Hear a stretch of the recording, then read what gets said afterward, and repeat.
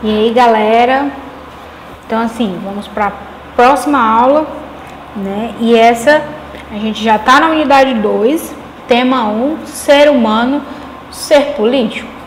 Será que o ser humano é um ser político? Melhor, o que é política? Vocês já se pensaram o que é política? Então, essa unidade, esse tema, ele tem como objetivo fazer com que vocês percebam que no universo da política existem muitas abordagens e compreensões acerca do significado do poder e da governança, daquilo que diz respeito ao espaço público, certo? Então, resumindo, esse tema ele tem como objetivo fazer vocês pensarem sobre as políticas, né? Sobre o espaço público, o que é política, como a gente deve exercer a nossa política, né? E que é algo que a gente já vem comentando, né? Tudo que a gente estudou nas aulas passadas sobre preconceito, sobre cidadania, tudo isso está ligado com as aulas que a gente vai estar assistindo, ministrando aqui posteriormente, certo? Então, vamos começar. Vamos começar pela principal pergunta, pelo questionamento, né, mais importante, eu acredito, dessa aula, que é o que é política. Vocês já se perguntaram? Porque é algo que todo mundo fala. É algo que todo mundo se questiona e a gente fala demais de política, né? E aquela ideia de que política, futebol e religião não se discute. Mas o que é política? A política é um termo oriundo da Grécia, derivado de polis, né? Derivado da polis. Lembra da polis, que eu já havia comentado na aula passada, que é a cidade, né? Que é uma cidade politicamente organizada. E politeia, a concepção política propriamente dita. Ou seja, a política ela é um termo oriundo da Grécia, certo? Que é derivado de duas palavras. A polis, que significa cidade, e politeia, que é a concepção política propriamente dita. Ou seja, a palavra política, ela deriva dessas duas outras palavras, polis e politeia. Daí se dizer que política se refere tanto às atividades e aos problemas do Estado em si, quanto aos relacionados ao poder público, ou seja, tanto a ideia de Estado como a ideia de poder público. Próximo. E aí, gente, na apostila de vocês vai trazer uma obra e um dos maiores filósofos, né, da Grécia Antiga, que eu costumo dizer que temos uma tríade na Grécia Antiga: Aristóteles, Platão, Sócrates. Né? Eles três ali formam um tripé, né, da filosofia clássica e eu acredito que seja um dos três filósofos mais importantes, né, da nossa história. E aí nós vamos se atentar aqui ao Aristóteles e a ideia que ele tem de o homem é um animal naturalmente político, ou seja, o homem ele já nasce fazendo política. É natural, é algo dele mesmo. Então vamos continuar. O filósofo analisou as características humanas em comparação às dos demais animais, certo? Então, assim, o Aristóteles, fazendo um remember aqui, né? Uma revisãozinha do Aristóteles. Ele foi um filósofo grego que, além de se atender às questões de política, metafísica e filosofia, ele também teve um papel importante na biologia. E ele também era um filósofo naturalista, ou seja, ele também se preocupou com as naturezas, os animais, tanto que ele foi um dos primeiros a fazer as classificações, né, dos animais lá na biologia, certo? Então, vamos lá. Então, quando eu falo, o filósofo analisou as características humanas em comparação aos dos demais animais, Ele sempre costumava fazer essas coisas. Ele comparava os seres humanos com os animais. E aqui ele fala aqui características físicas como características, né, psicológicas. Então vamos lá. A cidade e a convivência comunitária seriam naturais ao homem.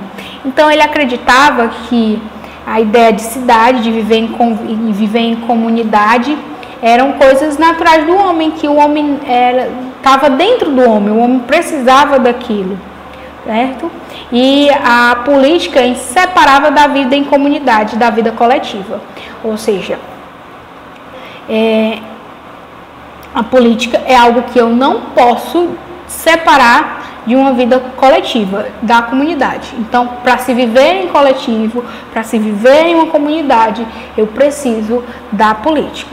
E aqui, quem tiver interesse, saber um pouco mais sobre essa ideia de política do Aristóteles, ela se encontra no livro A Política, que é dividida em 8 volumes, certo, gente? Então, quem tiver interesse, é só procurar o livrinho A Política, que também é muito fácil achar na internet, muito fácil mesmo.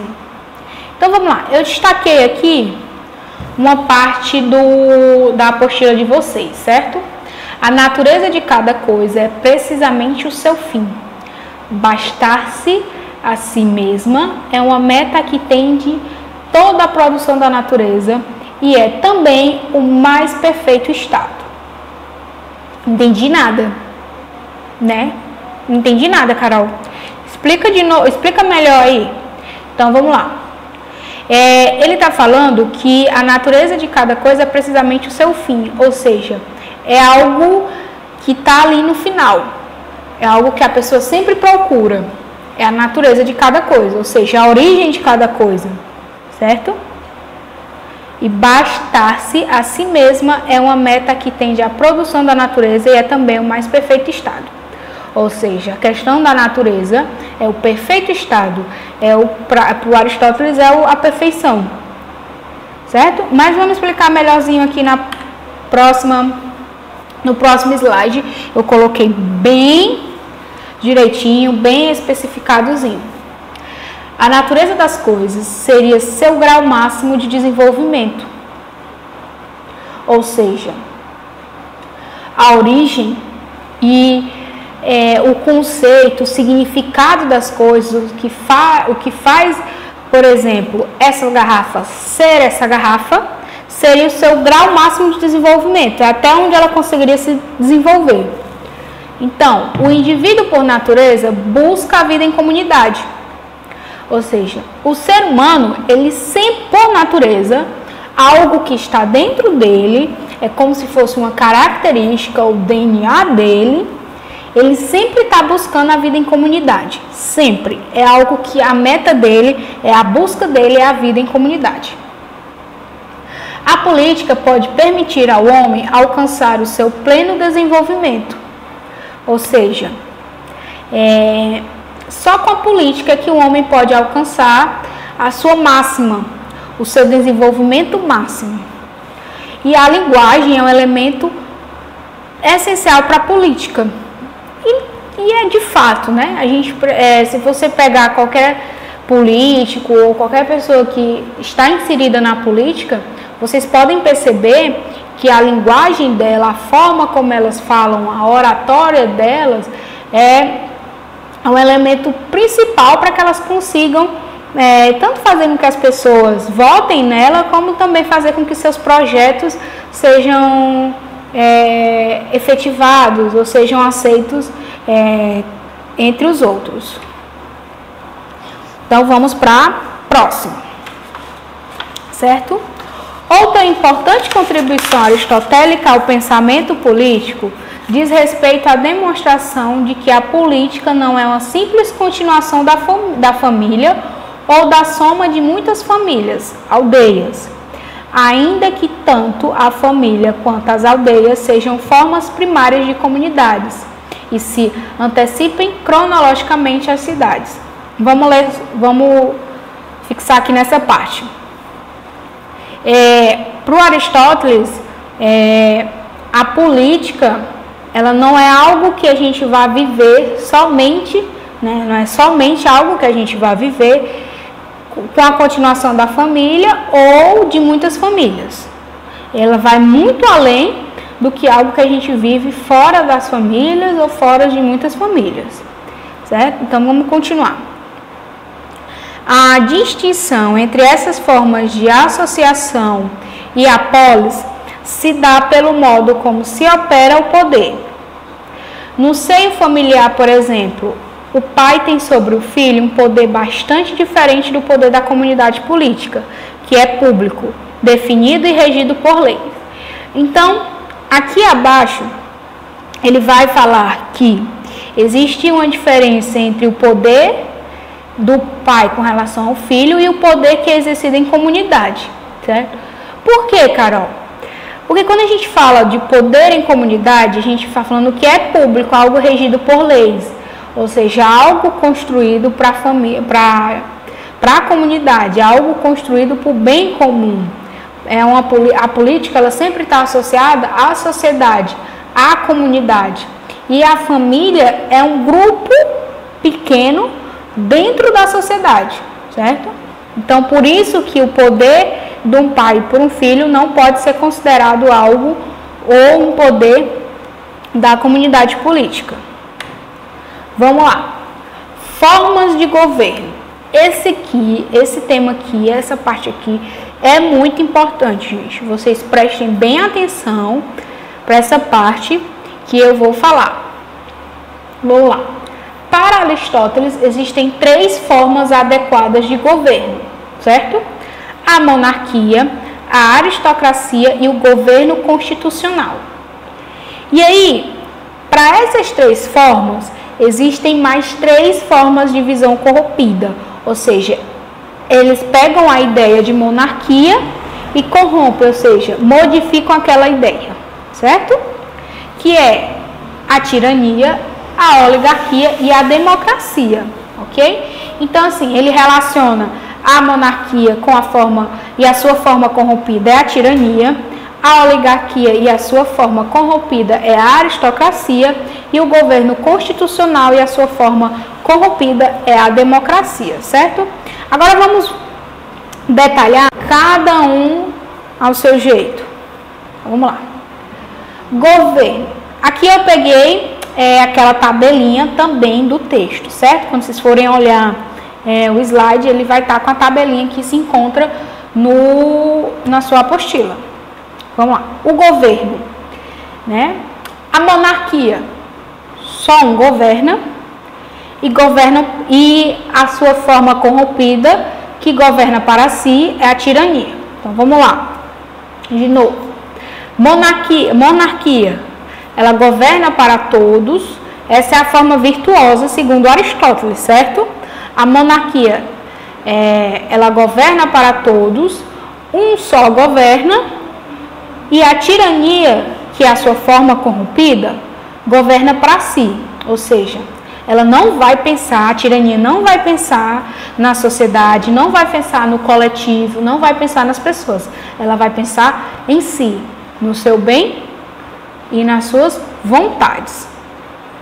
A aristocracia também é uma forma virtuosa para Aristóteles. Ela também governa para todos, sei? E a sua forma corrompida é a oligarquia, certo? Ela vai governar para si, do mesmo jeito. E aí? E quem governa? Alguns governam, certo? Algumas pessoas e aí vai depender se são pessoas mais ricas, se são pessoas que detêm mais posse de terra, mas tanto na aristocracia como na oligarquia, algumas pessoas governam. Então, novamente, na aristocracia, que é a forma virtuosa para Aristóteles de governar, todos governam.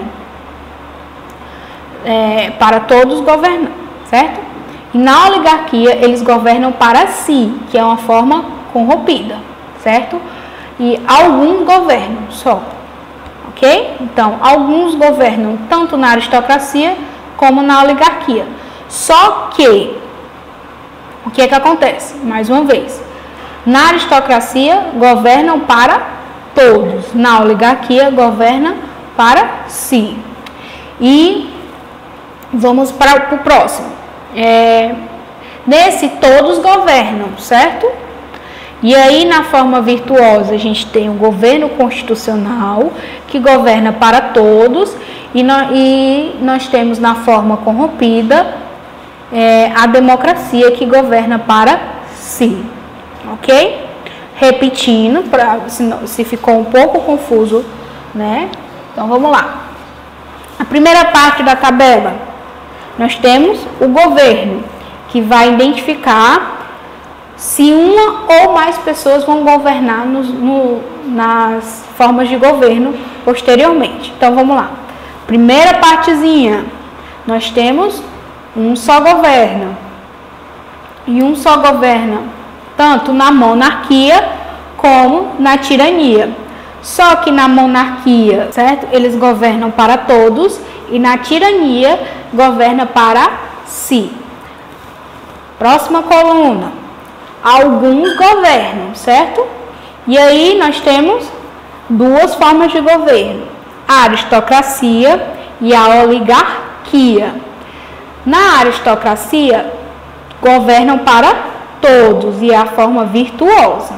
Na oligarquia, governam para si e é a forma corrompida.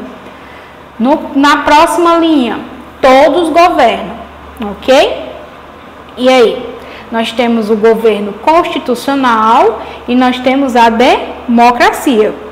No governo constitucional, governam para todos, e na democracia, governam para si, ok? No finalzinho da aula, antes de terminar a aula, eu vou ensinar vocês e também vou fazer um mapa mental com vocês, ok? E aí fica um pouquinho mais claro na cabeça de vocês essas questões e essas ideias. Então, vamos continuar. Para Aristóteles, o bom governo, correto e justo, seria exercido com vistas ao bem de todos. Ou seja, a ideia de governo bom, justo, ele teria que ser exercido com a ideia de que todo mundo teria seus direitos e seus deveres completos e respeitados. O governante deve ser um modelo para aqueles que governam, ou seja, a pessoa que estaria no cargo maior, ela teria que ser um exemplo a ser seguido para aqueles que ele governa. Simples. A diferença de um bom governo para um governo corrompido é o fato de ele ser formado em vistas ao bem comum para todo, ou quando tem o intuito de favorecer interesses particulares para si. Lembra? Na tabela anterior, governo que governa para todos e um governo que governa somente para si. Vamos lá, um textinho do Aristóteles para a gente ir para o mapa mental, ok? Compreendendo a concepção de Aristóteles do homem como animal naturalmente político e da polis, modelo das antigas cidades gregas que podem ser entendidas como cidades-estado, pensadas como um lugar onde era possível realizar a vida ética plenamente. Ou seja, para o Aristóteles, as polis e as cidades-estado eram um local onde eu poderia exercer naturalmente a minha ética e a minha vida política. Conclui-se que, para o filósofo, a política seria superior à ética, na medida em que a primeira que orienta a segunda. Ou seja, para o Aristóteles, a política que iria orientar a ética, ok? Então, vamos lá. A política se refere ao modo do indivíduo viver em coletividade, ou seja, como eu vou viver com as outras pessoas e em coletivo, construindo conjuntamente a sua felicidade. Assim, a política reflete acerca do que deve ser produzido para o bem de cada um de todos, enquanto a ética diz respeito à maneira de proceder de cada indivíduo em relação entre sujeitos específicos de dada situação. Não entendi, cara, essa última parte. Tem como explicar melhor? Essa última parte vai fazer uma diferenciação, gente, entre política e ética. Então, vamos lá. A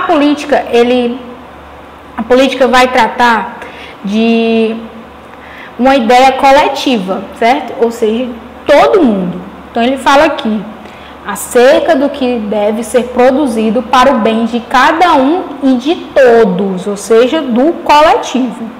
Enquanto a ética diz respeito à maneira de proceder de cada indivíduo na relação entre sujeitos específicos de dada situação. Ou seja, a ética é algo que vai proceder em uma determinada relação, diferente da política, que ela deve estar em tudo, em uma comunidade, com todos. Ela não vai fazer distinção entre situação ou sujeito específico.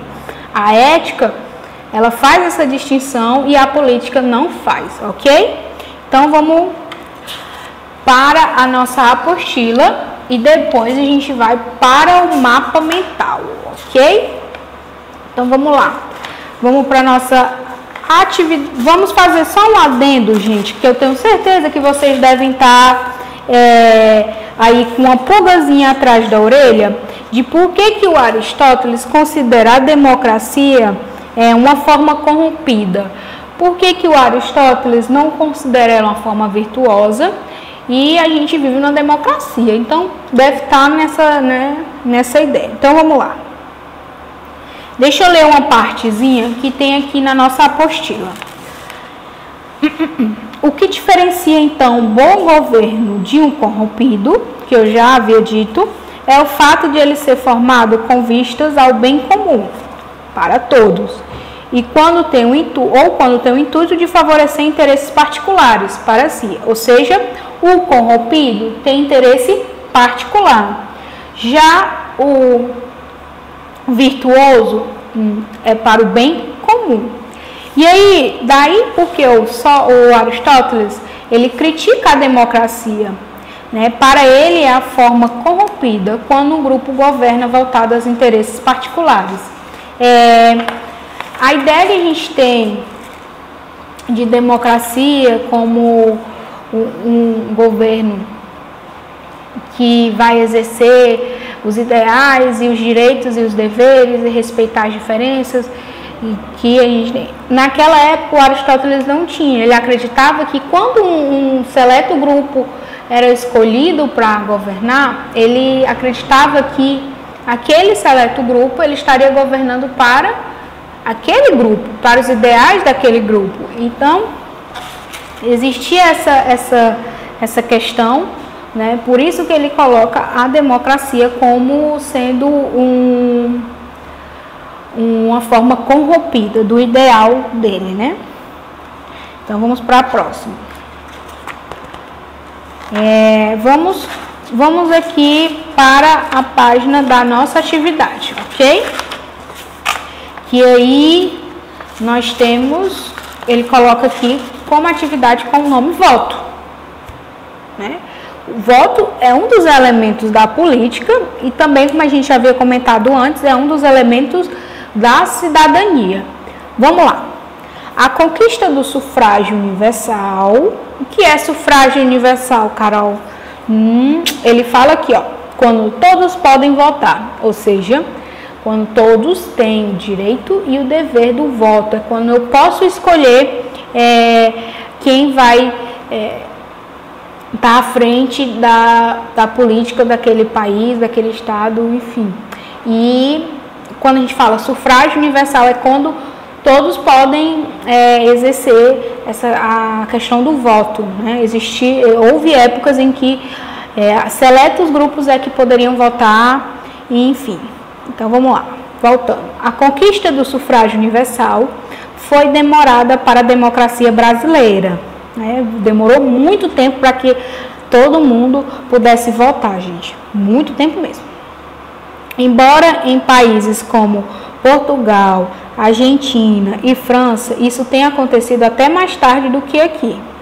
No Brasil, somente em 1934, com a aprovação da Constituição, as mulheres adquiriram esse direito.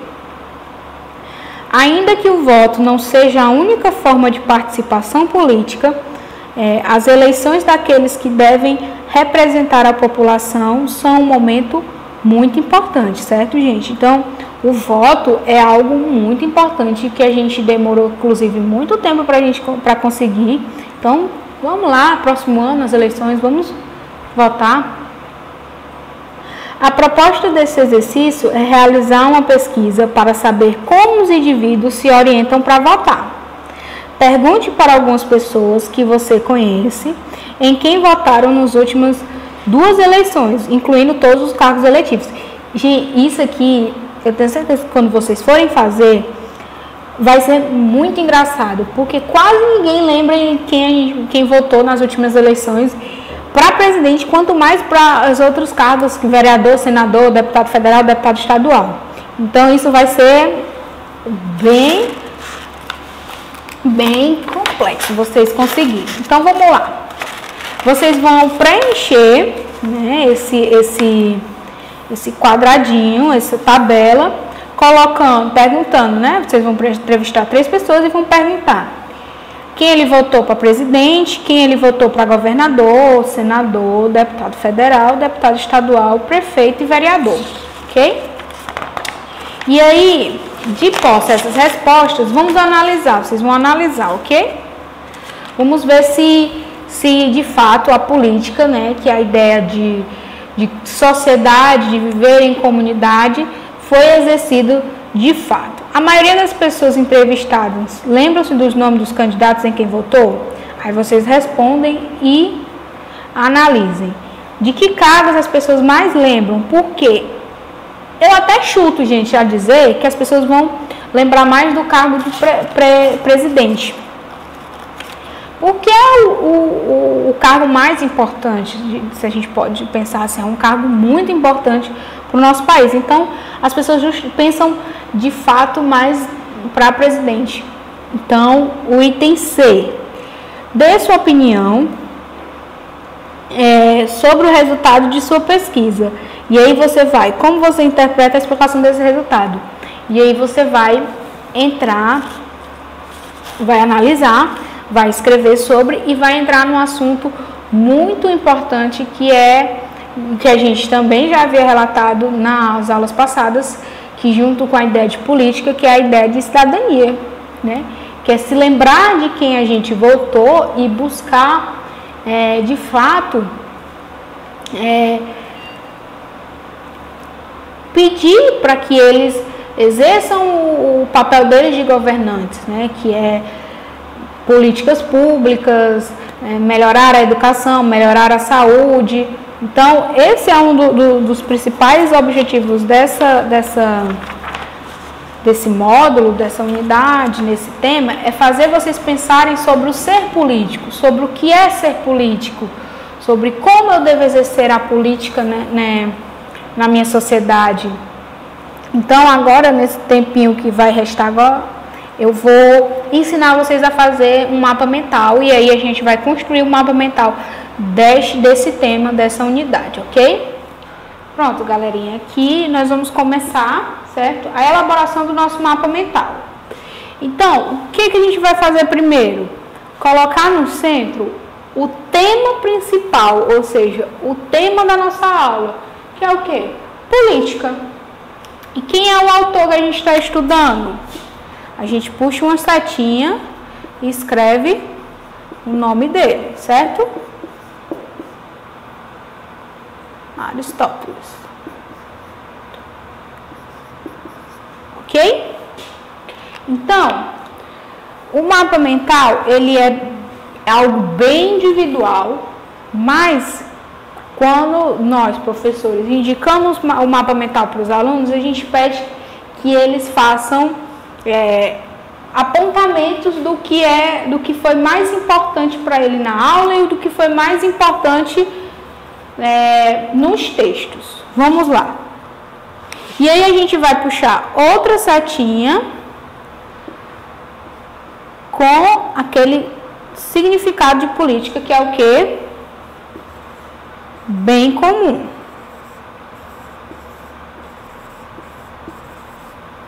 Certo? Vamos lá, Aristóteles e o bem comum. Ou seja, a política deve pensar no bem comum, no bem em sociedade. E outra parte também muito importante do que a gente estudou, e aí a gente vai puxar outras certinhas, que foi o quê? As formas de governo. Vamos dar um espaçozinho aqui para ficar melhor. Certo? E aí, das formas de governo, aqui eu vou mudar a cozinha para ficar bem melhor. A gente pode tirar aquelas três formas de governo, e das três formas de governo a gente tira para as formas corrompidas, certo? Então vamos lá. Primeira forma de governo, nós temos a monarquia. A segunda forma de governo, a aristocracia.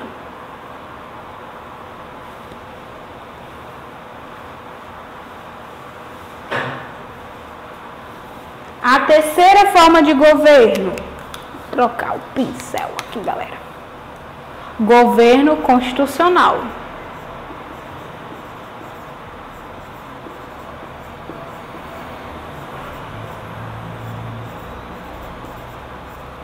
E aí eu vou botar de outra cor a forma corrompida.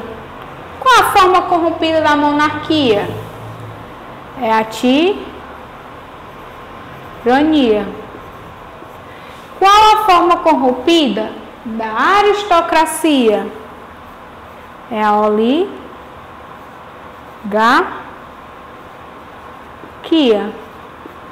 E qual a forma corrompida do governo constitucional? É a democracia. Certo? Então, olha como foi fácil. Muito fácil. O que é que eu faço? Eu coloco como tema central o nosso estudo, que foi a política, certo? E abaixo eu coloquei o filósofo que a gente estudou, que é o Ari, né? O Aristóteles, né? Eu costumo chamar ele de Ari, mas aqui eu chamei ele de Aristóteles todo, mas próximas aulas, se eu for citar ele, eu vou citar o Ari, certo? E aí, abaixo do Aristóteles, eu coloquei a ideia principal de política, que é a ideia do bem comum. A ideia de que quando o político e a política for exercida, ela tem que pensar na comunidade. Ela tem que pensar no meio comum, ok? E aí, nós temos outra parte importante, muito importante, que são as formas de governo.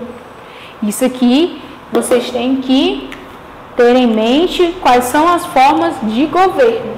Nós temos a monarquia, nós temos a aristocracia e nós temos o governo constitucional, certo? E aí, lembrando que quando Aristóteles colocou essas formas de governo, ele também colocou a forma corrompida, ou seja, que é a ideia contrária das formas de governo que para ele acredita que seja o ideal, certo? Da monarquia, que a gente já havia falado anteriormente, eu já havia explicado o que era, né? Só mais recapitulando, a monarquia é onde um só governa, né? O soberano, e aí a gente pode citar os reis, as rainhas, né? E a aristocracia é um grupo seleto que também vai governar. Só que aqui, né, Carol, qual a diferença entre a aristocracia e o governo constitucional? Porque os dois é um grupo que governa, né? Mas na aristocracia, e tanto na aristocracia quanto na oligarquia, quando esse grupo, ele está associado ao financeiro, certo? Por exemplo, o Brasil, ele viveu muito em um período oligárquico, certo? Que eram os donos de terras, os fazendeiros, eles detinham poder, né? Eles tinham o poder político em mãos, né? Acho que o professor de história também vai comentar, ou também já comentou, que é a ideia do café com leite, certo? Que era em determinado momento um político de Minas Gerais, que era um dos maiores fabricantes de leite, exercia o poder, e em outro momento um político de São Paulo exercia o poder, que era um dos maiores produtores de café, por isso chamava política de café com leite. E aí, oligarquia, certo? Por quê? Porque eles detinham o poder econômico naquela época, então automaticamente eles vão deter o poder político.